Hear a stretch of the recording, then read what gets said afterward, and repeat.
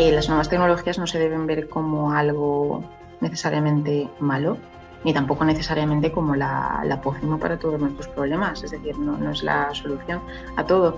Pero sí que es cierto que las nuevas tecnologías pueden permitir, por una parte, fomentar nuevas formas de democracia, también nuevas formas de movilización política, por ejemplo.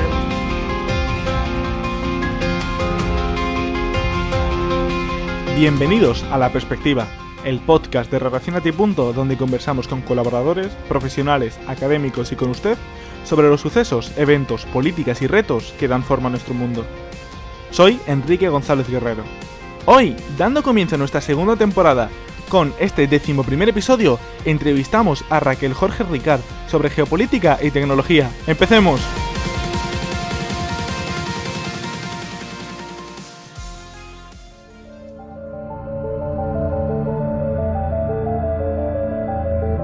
En el mundo hay 4.388 millones de personas con conexión a Internet. Por primera vez en la historia, más de la mitad de la población mundial. Las nuevas tecnologías, los smartphones, las redes sociales, etc., han provocado uno de los cambios sociales más radicales de los últimos años, permitiendo a personas de todo el mundo comunicarse e informarse como nunca antes en la historia. En las sociedades occidentales resulta obvio que esto ha cambiado por completo nuestras vidas, así como nuestras sociedades y nuestras economías. En el plano geopolítico, la revolución del transporte con el vapor y después con el petróleo permitió a Gran Bretaña y a Francia dominar imperios de tamaño nunca antes vistos. La revolución tecnológica, del mismo modo, supone nuevos formatos de hegemonía y de gobernanza. Mientras grandes potencias como Estados Unidos y China compiten por lograr el dominio del mercado informático y digital, se investigan y comienzan a aplicar elementos disruptivos, como la inteligencia artificial, el blockchain, la computación cuántica, etc. Estos elementos pueden cambiar el paradigma tecnológico y geopolítico por completo. Pero antes de hablar de estas tecnologías que cambiarán el futuro, hemos de prestar atención a las que lo están haciendo en el presente. Hemos de prestar atención a cómo la competición entre empresas tecnológicas está manifestándose en la competición entre potencias, en cómo se está creando un tecnonacionalismo, en cómo podemos tener y desarrollar una política exterior adaptada al mundo digital y cómo estas tecnologías pueden usarse como una herramienta para lo peor y para lo mejor. Y para comprender esta compleja dinámica, se conecta con nosotros desde Valencia, España, Raquel Jorge Ricart, graduada en Ciencias Políticas y Sociología por la Universidad de Valencia. Tiene un máster en Relaciones Internacionales por la Universidad Autónoma de Madrid. Está estudiando otro máster en Estudios de Política de Seguridad en la Elliott School of International Affairs de la Universidad George Washington. Ha colaborado en medios como el Real Instituto Elcano o Esglobal y participa en proyectos sobre políticas tecnológicas en el Centro Berkman Klein para la Sociedad e Internet en la Universidad de Harvard. Raquel, bienvenida a La Perspectiva.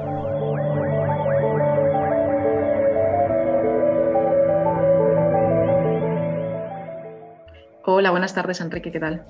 Bueno, a nosotros nos encanta empezar nuestras entrevistas conociendo un poco de nuestros invitados y decir que tienes un currículum que muchas personas de tu edad envidiarían. Estudiaste Ciencias Políticas y Sociología en la Universidad de Valencia y después, rápidamente, diste el salto al campo de las relaciones internacionales.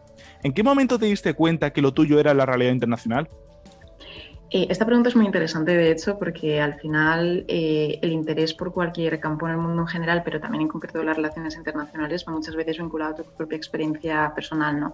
En mi caso, yo la verdad que mi experiencia personal durante la infancia y la adolescencia nunca había estado marcada por las relaciones internacionales ni por viajes por aquí y por allá, pero sí que es cierto que siempre he sido una persona muy curiosa, siempre me había interesado mucho la forma en que los actores se relacionaban, ¿no? Y siempre intentaba ver más allá del lugar de mi lugar de origen. Entonces, en ese sentido ya entré en la carrera de Sociología y Ciencias Políticas con la conciencia de que quería dedicarme al mundo de las relaciones internacionales, y fue sobre todo cuando empecé a trabajar en una consultora en Reino Unido, donde hacíamos informes para Naciones Unidas, donde me empecé a dar cuenta del impacto real de esas relaciones internacionales que siempre me había gustado leer en periódicos, cómo realmente incidía en políticas públicas en específicas o incluso propias tareas que un trabajador o una trabajadora de relaciones internacionales tiene, como por ejemplo la monitorización, la evaluación, la negociación.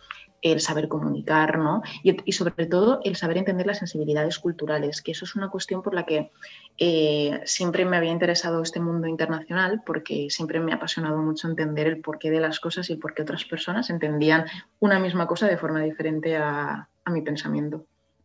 Interesante, yo creo que realmente todos los que estudiamos relaciones internacionales o intentamos estar en el mundillo tenemos una historia parecida. Al final es ese interés, esa curiosidad un poco por lo desconocido.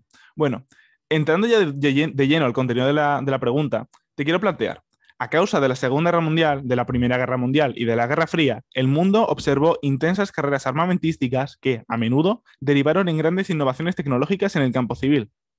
¿Hasta qué punto las innovaciones tecnológicas de los últimos años son fruto del capitalismo y la mera competición entre empresas privadas por crear el mejor producto y no de estados u otros agentes del sistema internacional que buscan desarrollar mejores tecnologías frente al otro para asegurar su hegemonía? Es decir, ¿es la competición entre Huawei y Google una competición entre dos empresas privadas por lograr vender el mejor producto o es una competición entre Estados Unidos y China por obtener la hegemonía tecnológica? La verdad que esta pregunta es un poco como se dice ahora, ¿no? El hot topic, el tema caliente, y yo creo que voy a intentar hacer un poco de desmitificación de esta cuestión, ¿no? Porque hay dos pilares principales en este tema. El primero de todos, que muchas veces no se dice, pero buena parte de las grandes empresas tecnológicas que ahora son grandes, cuando empezaron a desarrollarse unas más pronto, otras más tarde, IBM se desarrolló más pronto, Google y Apple más tarde, pero muchas de ellas al principio se beneficiaron de grandes ayudas federales, es decir, públicas, del gobierno de Estados Unidos, de sus agencias, de su arquitectura institucional pública. En China ocurre y se dice, pero en Estados Unidos también ocurrió y ahora no se dice tanto, ¿no? Entonces, en este sentido, sí que es importante tener en cuenta que cuando hablamos de las grandes empresas tecnológicas, independientemente de que sea una competición entre países o entre empresas, hay que pensar que estas empresas siempre estuvieron ayudadas al principio por financiación pública, ¿no? Ahora bien, ¿cuál es la diferencia? Pues que por un lado Estados Unidos tiene un modelo de cooperación y organización mucho más descentralizado, entonces el gobierno evidentemente gestiona, controla y monitorea, pero al final da vía libre a las empresas para desarrollar lo que ellos deseen en su propio modus operandi, ¿no? En China, en cambio, está un poco más centralizado y de hecho ellos hablan de campeones nacionales.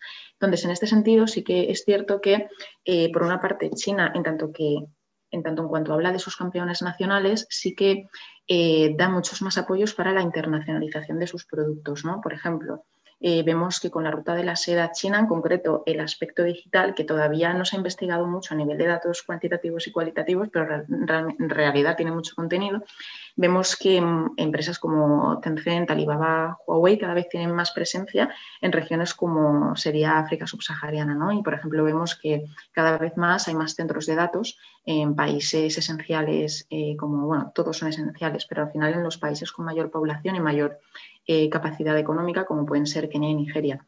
Estados Unidos está haciendo lo mismo, pero sí que es cierto que en este sentido las empresas grandes como son Microsoft y Google lo están haciendo de una forma, digamos, más autónoma, ¿no? No tan dependiente del gobierno propiamente dicho de Estados Unidos. En cambio, China sí que está en ese sentido apoyando más a sus propias empresas para internacionalizarlo.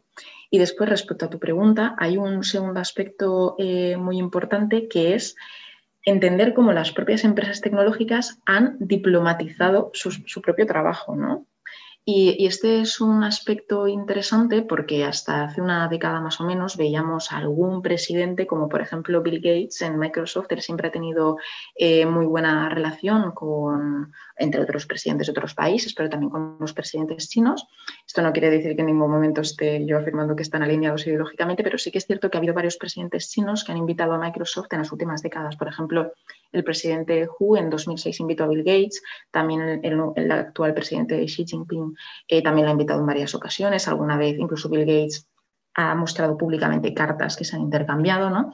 ¿Por qué? Porque Microsoft desde los años 90 diplomatizó su propia estructura empresarial corporativa y entonces lo que hizo fue crear muchos centros de información dentro de China y esto lo que ha permitido justamente ha sido crear muchas redes de emprendimiento apoyadas por Microsoft y luego empresas chinas que han confiado en Microsoft como un socio de confianza.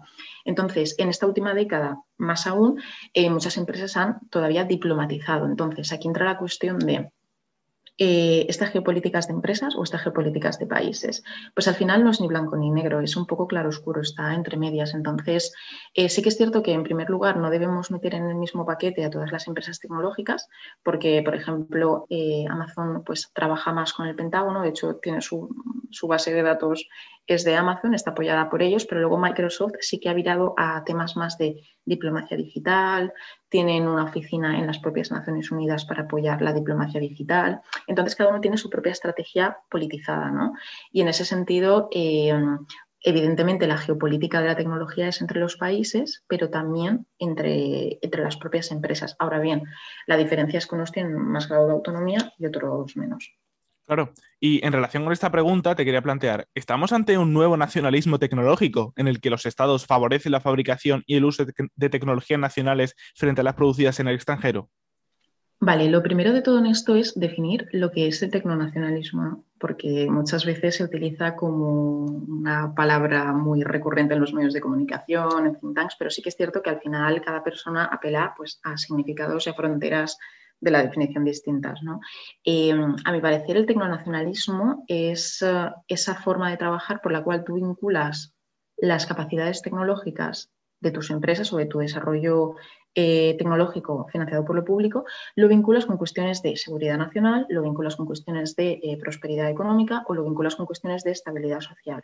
Entonces, la cuestión cuando ves esta definición del tecnonacionalismo o del nacionalismo tecnológico es, ¿este nacionalismo tecnológico lo que hace es promover la soberanía, es decir, extiende la idea de soberanía hacia nuevas capas, como la tecnológica, o lo que lleva es más bien a una balcanización, como ocurre en otros temas, pero balcanización también en lo tecnológico, ¿no? La balcanización del multilateralismo, la balcanización de la cooperación internacional.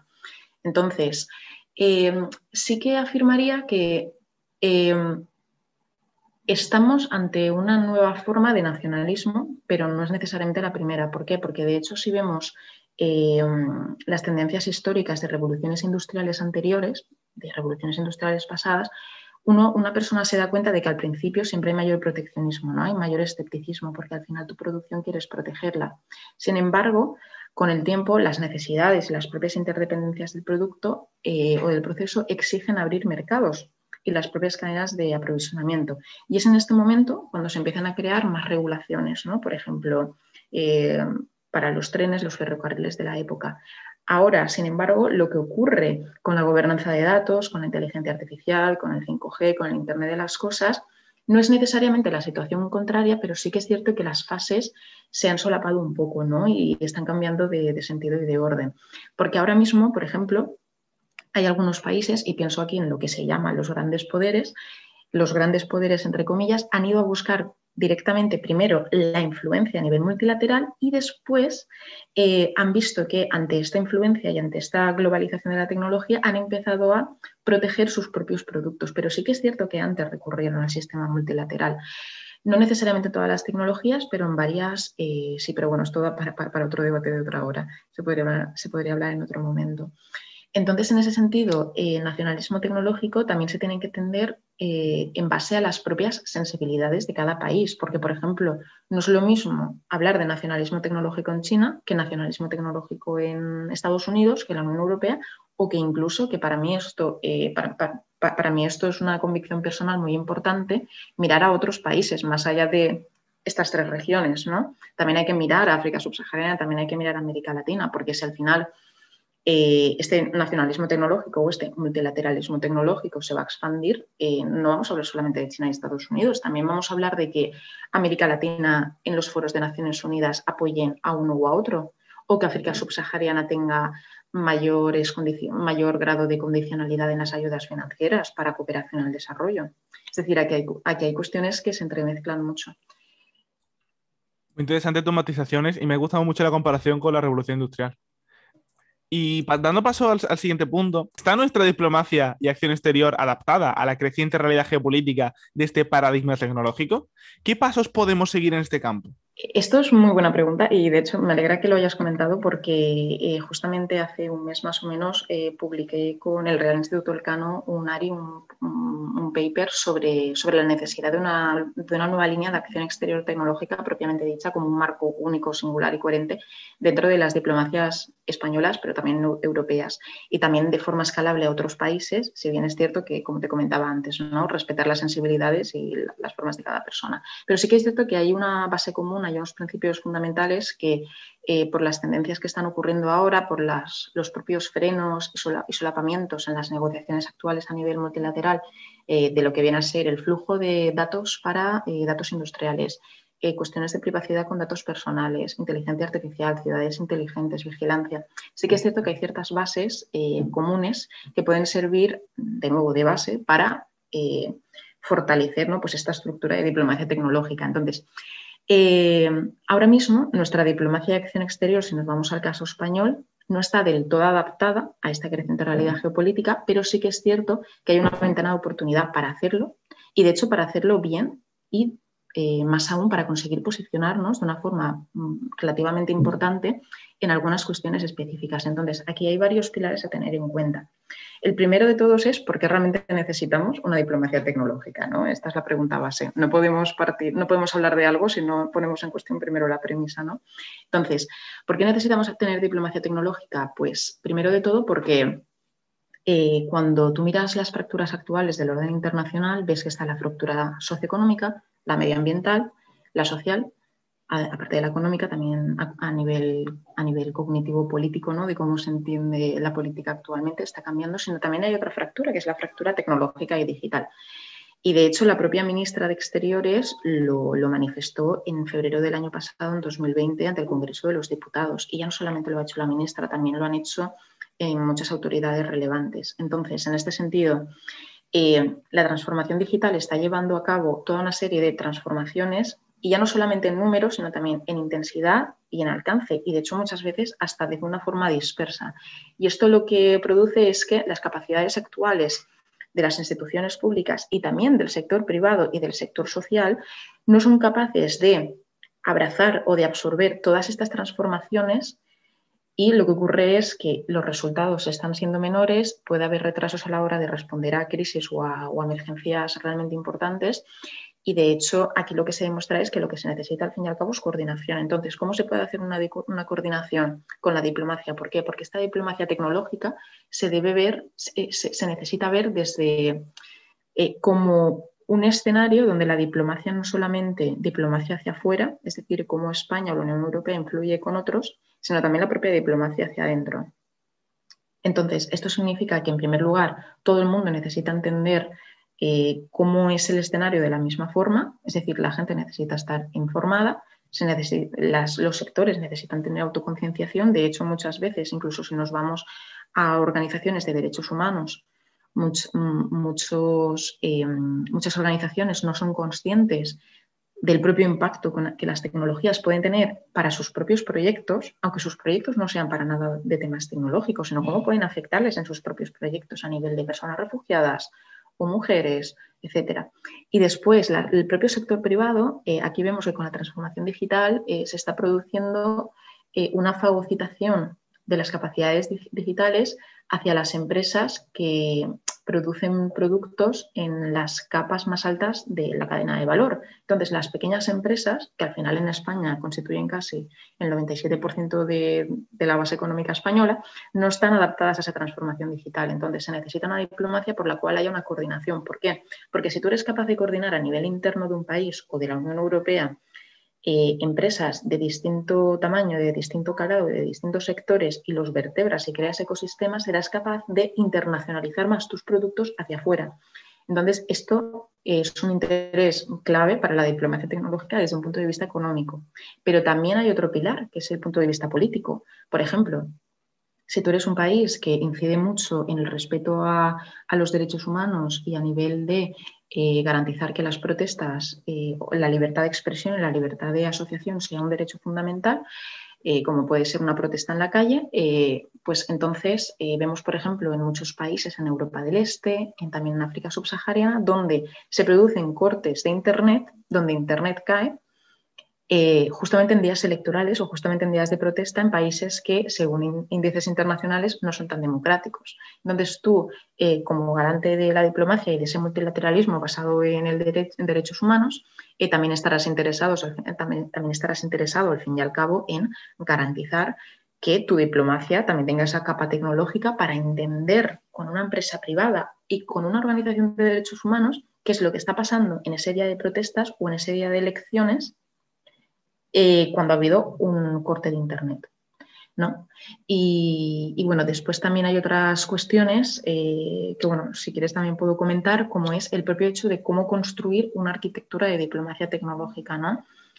Ahí lo principal es entender la diplomacia tal y como se ha hecho en cada país. Es decir, para ello necesitamos entender cómo la diplomacia española funciona en cuanto a visión, en cuanto a mandato, en cuanto a sus capacidades y también en cuanto a la coordinación, ¿no? Entonces, por ejemplo, pensando en el caso español, pues si nos vamos al caso español, vemos que uno de los objetivos de la nueva estrategia de acción exterior que se publicó hace este mismo año, hace unas semanas, es que en primer lugar la acción exterior sea perdurable en el tiempo, es decir, que supere los ciclos electorales, que sea sostenible en capacidades, que sea factible y sobre todo que sea consensuada. ¿Por qué?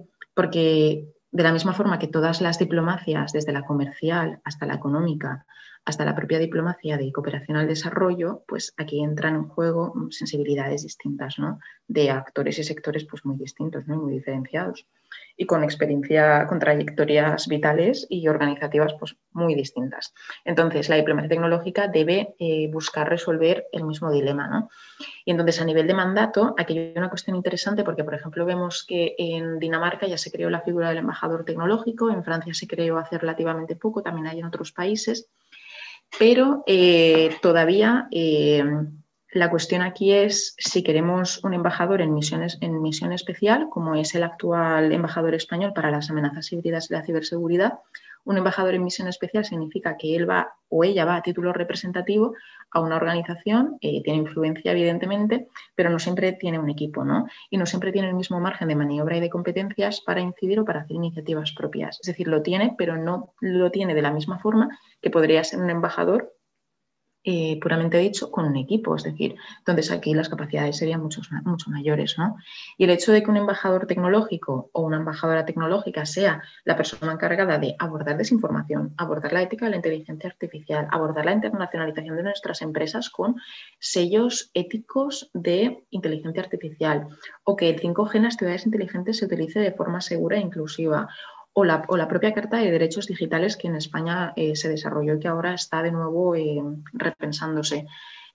Pues esto da a un país, como podría ser España, pues un mayor grado de legitimidad y de credibilidad, ¿no? Y yéndome al caso europeo, en el caso europeo sí que es cierto que cada vez más se está hablando de ciberdiplomacia, pero además se debería incorporar, en primer lugar, un representante especial a nivel de la Unión Europea, del Servicio de Acción Exterior Europeo, que no solamente aborde el tema ciber, sino también el tema puramente tecnológico, porque muchas veces parecen lo mismo, pero de hecho tienen frentes muy distintos, ¿no? Hay puntos de convergencia, pero también hay puntos diferenciados. Entonces, en este sentido, sí que es cierto que a nivel de la Unión Europea también se necesitaría crear una figura de un embajador tecnológico, sobre todo para evitar los solapamientos que muchas veces a nivel de varios cabinets en la Unión Europea se han producido, ¿no? Entre mercado único y competencia. Entonces, esta figura podría servir como puente, sobre todo para la internacionalización de las actividades. Estupendo, me ha parecido muy interesante y muy relevante todo lo que has dicho. Y creo que te estoy haciendo una pregunta muy en relación con la anterior, cuando te quiero preguntar, te comento, o sea, cuando hablamos de nuevas tecnologías, automáticamente pensamos en empresas de Estados Unidos, China y Japón principalmente. ¿Dónde están las grandes empresas europeas? ¿Qué ha pasado? ¿Qué está haciendo y qué está haciendo la Unión Europea o puede hacer para favorecer una dominancia tecnológica desde dentro de sus fronteras? Ya también en relación con esta diplomacia interna, me parece a mí.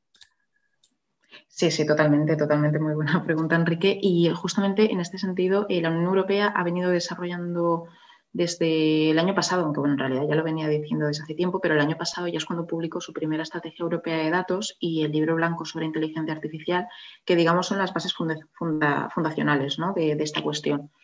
Ahora bien, tecnología no solamente inteligencia artificial, tecnología no solamente datos, tecnología también es la propia formación en habilidades digitales de personas mayores de 45 años, que se cree al fin un currículum educativo para la educación primaria y secundaria, porque esto parece que no, pero también es diplomacia, porque estas generaciones cuando empiecen a trabajar serán las personas capaces de internacionalizar y de dotar no solamente de presencia, sino también de influencia a las actividades que las personas europeas hagan en cualquier sector. Esto también es diplomacia.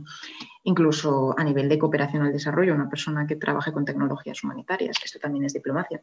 Entonces, en este sentido, la Unión Europea sí que ha desarrollado lo que te he comentado, la Estrategia Europea de Datos, el Libro Blanco de Inteligencia Artificial, y también ha creado paneles de expertos de alto nivel sobre la propia ética de la inteligencia artificial, y ahora mismo también se están creando, por ejemplo, corredores europeos transfronterizos de 5G para vehículos autónomos. Es decir, hay toda una serie de propuestas muy interesantes, también en coordinación con la Agencia Europea de Ciberseguridad para campañas de desinformación, también, por ejemplo, para cuestiones como programas puramente de investigación de ciencia básica que vayan a investigar el 6G. Es decir, ahora mismo todavía estamos un poco en el tren para intentar implementar 5G en todos los países y de forma completa.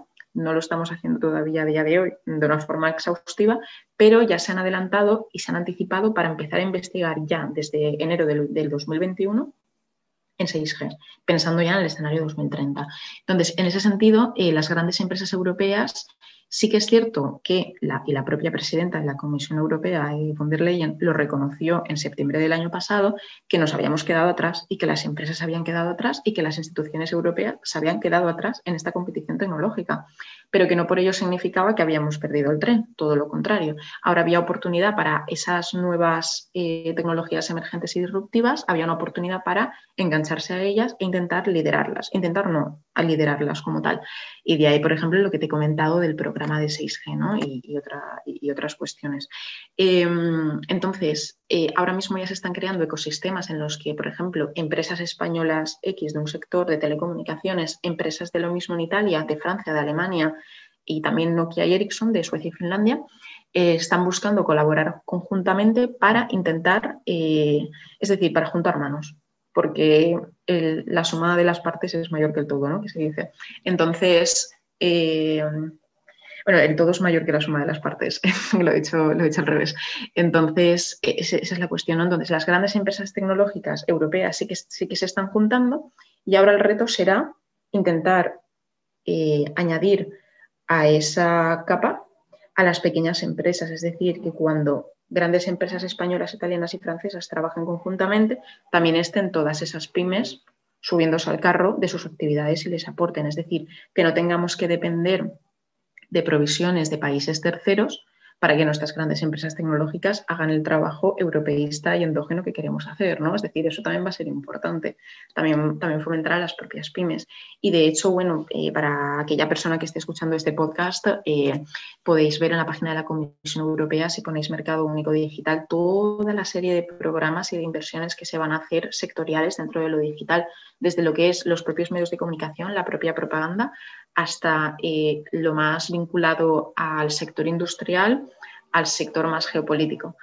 Y la verdad, solamente me gustaría terminar esta pregunta con una reflexión, que es que hace 1 o 2 años se publicó el libro El efecto Bruselas de Anu Bradford, que es una investigadora europea que trabaja ahora mismo en Nueva York, en Estados Unidos, en Colombia, y ella publicó este libro refiriéndose a que la Unión Europea se puede convertir en un superpoder a nivel global, no tanto por las capacidades tecnológicas que tenga, sino más bien porque se va a convertir en un poder regulador, un poder regulativo. Yo estoy de acuerdo con ella en el punto de que la regulación es importante, aunque sí que pienso que no es la única fórmula ni es suficiente para conseguir posicionar a la Unión Europea en esta dominancia tecnológica, ¿no? Y de ahí vuelvo a la cuestión de no solamente la regulación, sino también hacer políticas públicas específicas para que esas pymes se relacionen, para que las zonas rurales no queden apartadas de ese auge en capacidades tecnológicas. Bueno, una cosa que me encanta de lo que comentas es que hace mucho énfasis en el hecho de que lo digital, al final, la dominancia digital, todo esto, al final está en lo más básico, está en tener una educación digital a todo, que los negocios se digitalicen y que ofrecen sus servicios a través de Internet, y a veces nos parece que cuando hablamos de competición tecnológica únicamente podemos hablar de blockchain, de inteligencia artificial y de 5G y de todas estas cosas, cuando a lo mejor la gran parte de la solución está en lo básico, como comentas. Y bueno, y también hablando de lo básico, en el contexto tecnológico actual, el debate sobre la privacidad de datos y el derecho a la intimidad está en primera plana. Es difícil olvidar la polémica de hace unos años de la aplicación FaceApp, que hizo que las caras de miles de millones de personas en el mundo acabaran en una base de datos rusa. La polémica de las cookies, una especie de rastreadores, mal llamados así, que viven en nuestros navegadores web, así como el hecho de que Google sabe más sobre mí que mi mejor amigo. ¿Qué papel geopolítico juegan los datos de los usuarios? Totalmente, totalmente. El ejemplo que has dicho refleja muy bien la situación actual y sí, los datos de los usuarios, los datos personales juegan un papel geopolítico esencial. En primer lugar, porque esto lo que te demuestra es que la economía en su capa tecnológica se ha de nuevo securitizado, de la misma forma que con el mundo post-11S del año 2001 y las Torres Gemelas se securitizaron también estos conglomerados de empresas industriales militares. De nuevo ahora la economía digital se ha vuelto a securitizar, ¿no? Entonces, en ese sentido hay muchos checks and balances y también se están poniendo se está poniendo mucha atención en este tema, ¿no? ¿Qué papel geopolítico juegan los datos de los usuarios? Bueno, la verdad que te podría dar muchos ejemplos, pero me gustaría recalcar dos. El primero es el hecho de la importancia de los organismos multilaterales. Es decir, a mi parecer, últimamente, por las narrativas de medios de comunicación, no de todos, pero de bastantes, siento que se está poniendo demasiado el foco en la competición entre países, la competición interestatal. Y esto es arriesgado por dos cosas. La primera, porque no debemos olvidar el papel de los organismos multilaterales en esta cuestión. De hecho, vemos que en las propias Naciones Unidas ya hay dos grupos de trabajo que están intentando desarrollar normas internacionales vinculantes, es decir, derecho internacional público, puro y duro, vinculante, por el que el uso y la acción de los estados ante herramientas cibernéticas sea pues caldo de cultivo para responsabilidad judicial, ¿no? Básicamente que haya normas internacionales vinculantes en el mundo ciber. Entonces, esto juega un papel geopolítico muy importante y entonces a nivel de narrativa es importante que los medios de comunicación lo tengan en cuenta y que no solamente vean aquí la competición de semiconductores entre China y Estados Unidos, sino que también están Sudáfrica, Brasil e India jugando un papel muy importante en Naciones Unidas cuando Rusia y China, sus compañeros del grupo de los BRICS, les propusieron que se unieran a un código de conducta a su manera de soberanía digital de los datos. India, Brasil y Sudáfrica se despegaron de ellos y decidieron irse con el bloque estadounidense y europeo. Entonces, esto es geopolítica y de esto muchas veces no se habla. Entonces, en este sentido, de nuevo, reivindico la importancia de ver el rol que juegan otros países que no son ni China, ni Estados Unidos, ni Europa, ni la Unión Europea, disculpa, en esta geopolítica de la tecnología. Es decir, hay otros países teniendo un papel muy delimitante en esta cuestión y entonces de ahí que no debamos ver solamente esto como la narrativa de los grandes poderes, porque esto en el debate de la Guerra Fría, esto no es una Guerra Fría porque la situación rusa no es la misma situación que la de China actualmente con respecto a Estados Unidos. Entonces, el multilateralismo sigue teniendo un papel esencial. Y después sí que me gustaría destacar en relación a estos organismos multilaterales el hecho de que en los órganos de decisión sobre asuntos muy concretos y muy detallados, pero que tienen una relevancia muy importante como la transferencia de datos entre países, en organismos como la Unión Internacional de Telecomunicaciones, que es una agencia de la ONU, o el Organismo de Naciones Unidas para el Desarrollo Industrial. China, por ejemplo, cada vez más está consiguiendo posicionar a personas de alta dirección de su gobierno en estos órganos de toma de decisiones. Y esto es un tema que se ha publicado en el Wall Street Journal, que se ha publicado en algún otro periódico, pero que tampoco se está hablando mucho. Entonces, si el resto de países no son capaces de incluir a personas de su propio país para tener influencia en estos organismos de toma de decisiones, que no negociación, toma de decisiones, pues vamos a perder mucho fuelle en ese sentido. Y esto es geopolítica de los datos. Y después incidir de nuevo en la idea de que no hay que pensar solamente en los grandes poderes, sino también en otros países, sobre todo en los países en desarrollo, porque al final los países en desarrollo son un gran bloque de países. Y si ellos deciden unirse, pueden hacer rotar muchas decisiones en muchos sentidos. Muchas gracias por la respuesta. Y hablando de esta dinámica de grandes poderes, esta dinámica de influir, de la influencia de unos países sobre otros, las campañas de desinformación ante elecciones a veces son promovidas desde estados extranjeros y han sido objeto de debate, sobre todo en el marco de las elecciones de Estados Unidos en 2016. ¿Son las nuevas tecnologías en su manifestación en las redes sociales un peligro para la democracia en última instancia? No, es decir, no son un peligro para la democracia y, es decir, no son necesariamente un peligro para la democracia. Las nuevas tecnologías no se deben ver como algo necesariamente malo, ni tampoco necesariamente como la pócima para todos nuestros problemas. Es decir, no es la solución a todo. Pero sí que es cierto que las nuevas tecnologías pueden permitir, por una parte, fomentar nuevas formas de democracia, también nuevas formas de movilización política. Por ejemplo, lo hemos visto ahora durante la pandemia, ¿no? Estas protestas online de personas que a lo mejor respetaban las medidas y las restricciones estipuladas por el gobierno, las respetaban y entonces sus protestas no las hacían en la calle, sino que las hacían a nivel online, ¿no? También, por otra parte, presenta riesgos y presenta dilemas a abordar, como es la cuestión de las cámaras de eco algorítmicas y la atomización de las personas en grupos muy cerrados, grupos en los cuales solamente reciben una serie de información muy específica en base a sus preferencias. Entonces no sales de esa burbuja, no sales de esa cámara de eco algorítmica, ¿no? Entonces, por una parte, las nuevas tecnologías ofrecen oportunidades para la democracia, pero por otra parte también pues, presentan riesgos. De hecho, un ejemplo muy claro es cómo las personas, bueno, justamente con la pandemia, pero también ya venía de antes, cada vez más está bajando la ratio de lectura y de suscripciones a los periódicos, porque además, bueno, ahora que los periódicos han pasado a tener muchos de ellos suscripción de pago, pues hay muchas personas que bien no quieren o bien no pueden, por supuesto, porque esto también hay que entenderlo, hay personas que no pueden pagar cada mes el acceso a varios periódicos, ni siquiera uno, entonces las personas al final recurren a esos 140 caracteres de Twitter para informarse o recurren a los mensajes por WhatsApp. Y también aquí entra otra cuestión, que es el hecho de que muchas personas han virado de WhatsApp hacia otras aplicaciones como es Telegram. Telegram lo que te ofrece es justamente unirte en grupos en los que no sabes el número ni quiénes son los otros miembros de ese grupo. Entonces tú recibes toda una serie de información y además su nivel de encriptación es mayor, lo cual significa que tú como empresa o incluso como agencia pública de la policía, si tú quieres saber qué es lo que se está cociendo en ese grupo, porque a lo mejor temes que hay supremacismo blanco o discurso de odio o incitación a la violencia, pues es más difícil acceder. Entonces, digamos que los grupos cada vez se están atomizando y se están... bueno, enclosando, como se dice en inglés, pero bueno, esto es un palabra, pero bueno, se están atomizando, ¿no?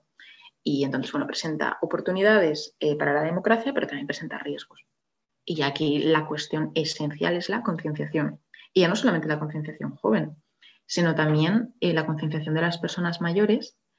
Y ya si me voy más allá de la concienciación, te diría una cosa, que es que no solamente seamos conscientes, sino que también seamos responsables, porque muchas veces la juventud, como nosotros dos, somos conscientes, pero muchas veces no terminamos de entender la responsabilidad y el impacto que podemos hacer cuando estamos utilizando una aplicación. Es decir, hablo de nosotros, hablo de todo el mundo en general. Totalmente de acuerdo. Al final, me recuerda un poco a cuando un padre le regaña a su hijo porque está todo el día con el móvil y dice "Es que no es bueno ni es malo, es una herramienta y hay que saber usarla, pero también tiene mucho Exacto. peligro en ella, ¿no?". Y en Sí. relación justo con este principio, es que al final hemos hablado de la competición entre estados, del posible deterioro de la democracia, del problema de la privacidad. Y al final, pues parece que se está transmitiendo este mensaje que las nuevas tecnologías son algo negativo, pero al fin y al cabo son la nueva realidad y es cuestión de sacar el mejor provecho de ellas, tal y como mencionaba hace un momento. Y ya haciéndote la última pregunta en la entrevista y poniendo el punto final, echando una mirada de aquí a dentro de 30 años, ¿de qué forma las tecnologías nos pueden ayudar a construir un mundo mejor, más seguro, más limpio y con más oportunidades para todos? Pues la verdad que te agradezco la pregunta porque yo siempre incido en la idea de que las tecnologías no se deben ver solamente como una cuestión geopolítica, sino también de políticas públicas. Y de hecho, justamente la diplomacia tecnológica que comentábamos antes es una oportunidad para superar esa visión dicotómica, ¿no?, entre lo más geopolítico y lo más local o más de gestión propiamente pública. Entonces, aquí sí que hay varias formas en las que las tecnologías nos pueden ayudar a construir un mundo mejor, ¿no?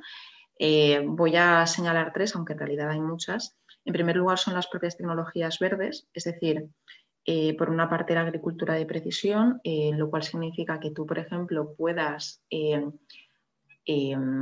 trabajar con tus cultivos de una forma mucho más precisa, anticipándote a riesgos meteorológicos, porque un sistema de inteligencia artificial te lo dice, o incluso reduciendo costes de transacción con todas esas empresas con las que trabajas en una cadena de producción, porque se ha hecho un cálculo, ¿no?, porque a lo mejor trabajáis con blockchain.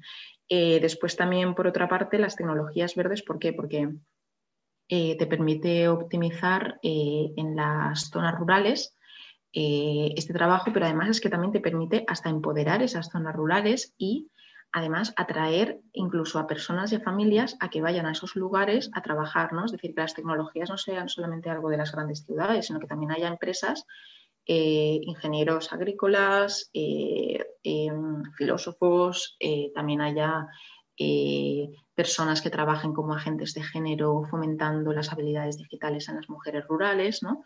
Es decir, que las tecnologías verdes vayan a las zonas rurales. El segundo pilar también serían las propias tecnologías humanitarias, que es un tema apasionante a mi parecer.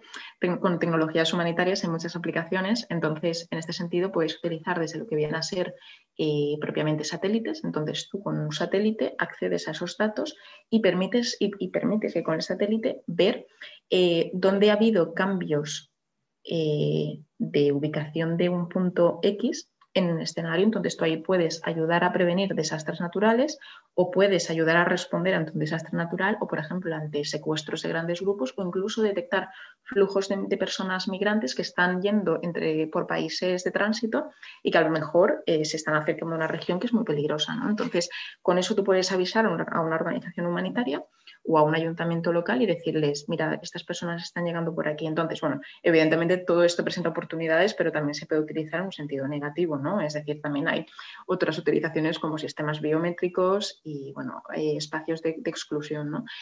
Y después el tercer pilar es la propia, lo que te comentaba antes, ¿no?, la propia brecha rural y urbana. Y aquí me gustaría incidir que dentro de esta brecha rural y urbana, un punto clave y esencial es el fomento de esas habilidades digitales, ¿no? ¿Por qué? Porque si tú no tienes un currículum educativo en el que, por ejemplo, sea educación para la ciudadanía digital, las personas cuando ya terminen sus estudios básicos o superiores no van a ser conscientes realmente del impacto de todo esto y no van a entender la forma en que la tecnología juega un papel en su vida. Y en esto incluso pienso a nivel de pornografía infantil online, es decir, o por ejemplo cuando tú tienes 12 años y ahora las generaciones actuales de 12 años ya tienen Instagram, TikTok, tienen más aplicaciones que nosotros y que ni siquiera conocemos y aparece alguien, les envía una foto y esas personas no son conscientes del riesgo, ¿no? Es decir, la tecnología sobreestimula en muchos sentidos y adulteriza. Entonces, de ahí que las personas deban ser responsables, pero sobre todo informadas, sobre todo porque las generaciones jóvenes lo que deben ser es ser informadas. Entonces, ya para terminar, me gustaría señalar que evidentemente las tecnologías nos pueden ayudar a construir un mundo mejor, pero sí que es cierto que en algunas tecnologías, como puede ser la inteligencia artificial, pues se ha demostrado con muchos estudios e informes que tienen varios sesgos. Tienen sesgos de género, sesgos a nivel racial como constructo social, si se entiende así. Entonces, claro, tú para superar los riesgos en la inteligencia artificial, primero tienes que superar esas desigualdades estructurales a nivel físico, en la realidad física. Entonces, esto es un reto, ¿no? Por tanto, las tecnologías pueden ayudar a hacer un mundo mejor, pero de ahí que necesiten mucha mayor monitorización y evaluación del impacto. Es decir, no solamente que tengan métricas robustas en su diseño, que también, sino que también una vez se implementen haya evaluaciones. Y esto es una cuestión que de hecho en el Gobierno de España se está fomentando y con las nuevas estrategias que salieron en diciembre desde 5G, conectividad, inteligencia artificial y la propia Carta de Derechos Digitales, pues sí que se quiere fomentar, ¿no? Se quiere trabajar para que haya también monitorización y se hagan evaluaciones de impacto. Raquel, muchísimas gracias por la entrevista. Gracias a vosotros y nada, cualquier cosa ya sabéis por dónde estar. Y hasta aquí el episodio de esta semana. Gracias por escucharnos. Para continuar explorando los entresijos de la realidad internacional, le animamos a que escuche nuestros otros podcasts. Visite nuestro blog relacionate.com y nos siga en las redes sociales en @rrii. Nos vemos la semana que viene.